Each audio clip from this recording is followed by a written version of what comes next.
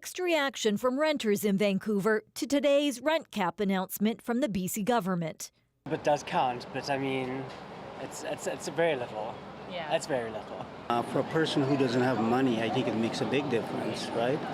But I think it's actually quite reasonable. It's cost of living increase, basically the inflation level. But at least they're finally trying to stop it, because I had some lords back in the day raise the rent like $100 in 1 year.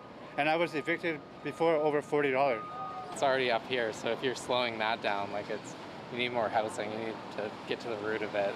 I think rent control is a good way to go. Stricter rent controls than what they're doing. This graph shows a history of rent increases with a freeze in 2020 to 2021, and the allowable increase was below inflation in 2023 and 2024. The previous government's policy allowed for an additional 2% increase on top of inflation before 2018. Landlord BC says rent increase freezes during the pandemic and high interest rates have made it difficult for landlords to deal with taking on the cost of insurance, repairs, and property tax. And it's not just the small mom and pop landlords, it's across the sector. It's very challenging times. We're encouraged by the fact that interest rates might finally start coming down because we're highly sensitive to the high cost of money.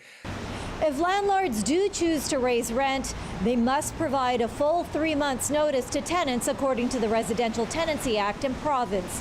The 3% cap does not apply to co-ops, commercial leases, and some assisted living facilities. Meera, Bains, CBC News, Vancouver.